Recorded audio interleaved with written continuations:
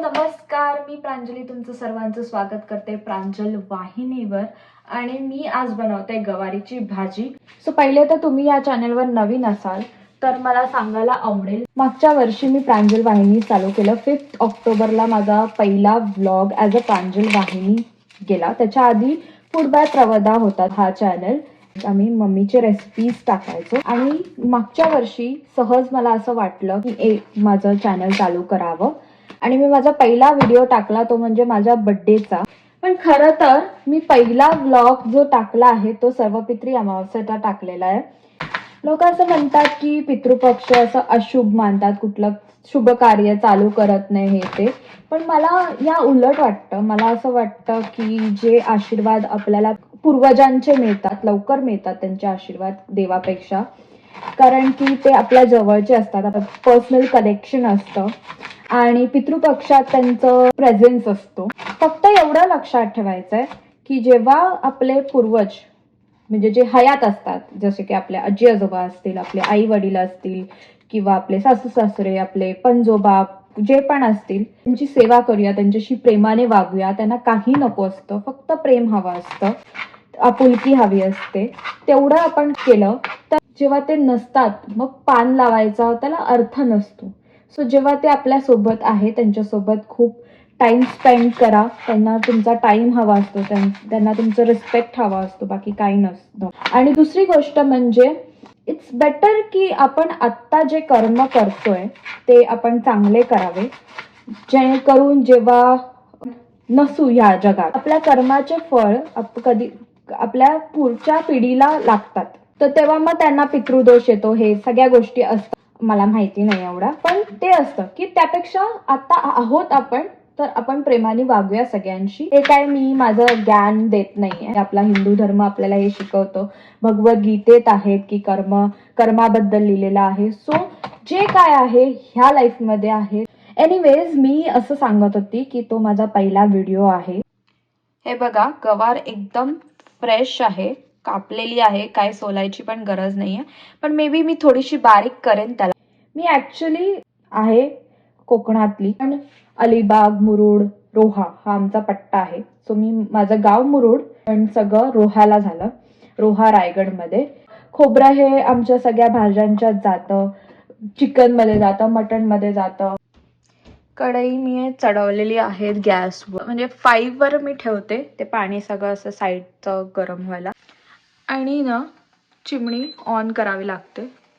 So depend करतं, भाकऱ्या करत असेल तर थोडं फास्ट करते. तर तुम्हाला आता मी दाखवते आहे कॅनडामध्ये मी कशी बनवते पारंपरिक गवारीची भाजी. गॅस थोडा कमी केला आणि आता आपण टाकूया ह्याच्यात तेल. आता आपण फोडणी देऊया. थोडी फोडणी मला तडतडलेली आवडते. असा आवाज आला ना, ही बघा मोहरी चांगली तडतडायची आणि जिरं असं थोडं फुललं पाहिजे. तर कांदा टाकायचा.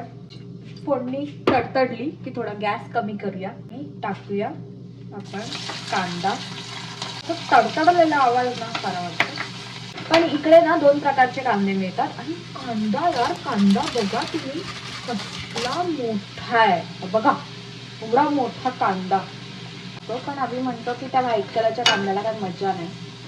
तो असतो पण असा मोठावाला कांदा असतो. तो आपला तो नाही जो आपल्या चौल मुरुडला मिळतो, तो असा छोटावाला कांदा नाही. तो कांदा तर मस्त लागतो, तो असा मच्छी सोबत. असा कांदा ना शिजायसाठी मी त्याच्यात मीठ टाकते, असं झाकण ठेवून देते आणि मग कांदा शिजवते. तुमचं सगळं जेवण एकदम व्यवस्थित होणार आहे तुमचा कांदा प्रॉपर शिजला. कांदा शिजेपर्यंत मी तुम्हाला दाखवते. आमच्या इकडे आज सकाळी 6 वाजल्यापासून पावसाचं वातावरण आहे.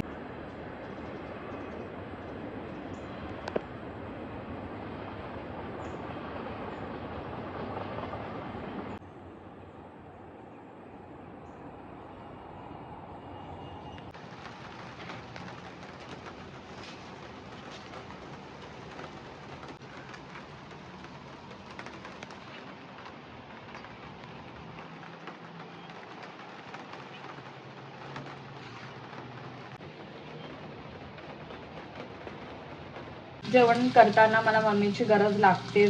पण मला वाटलं नव्हतं मी कॅनडामध्ये येऊन मला माझ्या पप्पांची जेवणाच्या रिलेटेड इतकी आठवण येईल. कारण की फूड आणि त्यांचं कनेक्शन असं माझ्यासाठी खूप पर्सनल झालंय. म्हणजे आता जसं की गवारीची भाजी, मग त्याची एक स्टोरी आहे. म्हणजे माझ्या पप्पांना ना मटण 1000 रुपयाचं आणायला काही वाटत नाही, पण मच्छी 800 रुपयाची आणायला काही वाटत नाही, पापलेट वगैरे. पण त्यांना भाजी आणायला सांगितली ना, त्यांना वाटतं बापरे किती महाग झाली आहे भाजी, बापरे असं त्यांचं असायचं. त्यांना सांगितलं भाजी आणा की नेहमी ते गवार आणायचे. कांदा चांगला शिजलेला आहे. मला मम्मीने एक ट्रिक सांगितली, गवार जर तुला सॉफ्ट बनवायची असेल तर ती कांद्याच्या तेलात जेव्हा कांदा परतवतेस त्याच्यानंतर लगेच टाक, सो ती सॉफ्ट होईल. कारण आता जरी मी लंचसाठी म्हणून बनवते गवारीची भाजी, म्हणजे दुपारच्या टाइमला बनवते मी गवारीची भाजी, पण मी लंच केलेलं आहे ऑलरेडी. मी आता जेवणार नाहीये. मी संध्याकाळसाठी आणि उद्या टिफिनसाठी म्हणून आम्हाला दोघांना करणार आहे. मला तर उद्या 10:30चा जॉब आहे, त्याचं फर्स्ट शिफ्ट आहे. सो मी कदाचित उद्या सकाळी उठून काहीतरी वेगळं बनवून टिफिनला नेईन, जे की आम्हाला रात्री पण होईल जेवायला. सो मी चपाती, डाळ, भात वगैरे कदाचित नंतर करेन संध्याकाळी. कारण आता तो येईल ना 4-5 वाजता, तर त्याला काहीतरी नाश्ता पण करायचा मी विचार करते. आणि आज पाऊस आहे तर भजी करू का, पण तळलेले पदार्थ नको. बघूया काय जुगाड करता येईल. आहे असं मस्त वास येते ऑलरेडी. हिंग, हळद. प्रमोशन नाही करत आहे, बट एक रोह्यामध्ये तुम्ही जर असाल तर घोडिंदे मसाले त्यांच्याकडे जाऊन ही हळद घ्या. खूप म्हणजे ती त्याचा कलरच इतका छान आहे आणि फ्लेवर असा स्ट्रॉंग आहे आणि बघूनच असं कळतंय की क्वालिटी खूप छान आहे. मसाला तर गुळ मी आत्ताच इथे ह्याच्यातच टाकतेय, कारण तो गुळ वितळायला लागेल. माझ्याकडे असा गुळ आहे, तो मी आता फोडून टाकते, थोडासाच टाकते. ह्या भाज्या आपल्याला गोडच आवडतात. खोबरं असणाऱ्या, कांदा भरपूर अशा. मी बघू शकता भाजीचा मसाला कसा झालेला आहे. गूळ थोडा वितळू द्या, मग आपण बटाटा टाकूया. आपण टाकूया ह्याच्यात बटाटे, तर त्या मसाल्याचं तेल सुटायला पाहिजे. आता आपण ह्याच्यात पाणी टाकूया, थोडंसंच पाणी टाकूया बटाटे शिजण्यासाठी.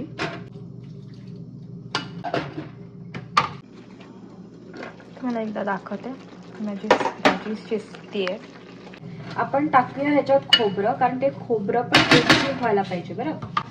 तर खोबऱ्यासाठी हे आहे माझ्याकडे कोकोनट श्रेड, फ्रोझन आहे.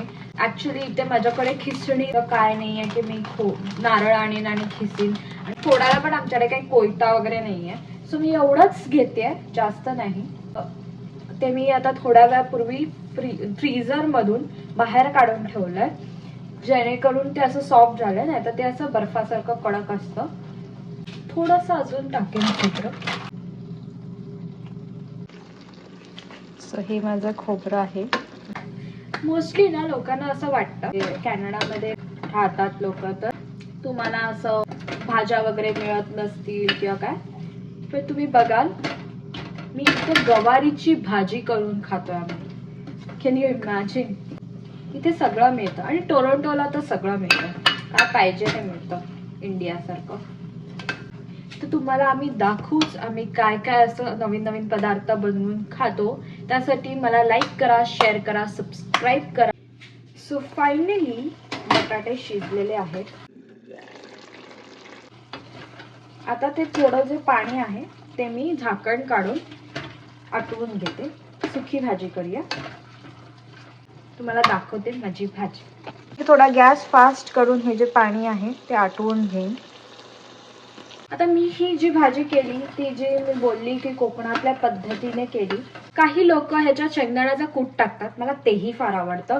म्हणजे हॉस्टेलला असं शेंगदाण्याचं कूट टाकलेली गवारीची भाजी मिळायची, ती मला फार आवडायची. तुमच्याकडे गवारीची भाजी कशी बनवतात हे तुम्ही मला कमेंट सेक्शन मध्ये नक्की कळवा. शेंगदाण्याची कूटवाली की खोबऱ्यावाली? गवारीच्या भाजी सोबत चपाती केली, डाळ केली, भात केले आणि हे श्रीखंड आम्रखंड जे आहे हे आम्ही मध्ये मागवलं दसऱ्याच्या दिवशी. सो ते आम्ही आता संपवतोय.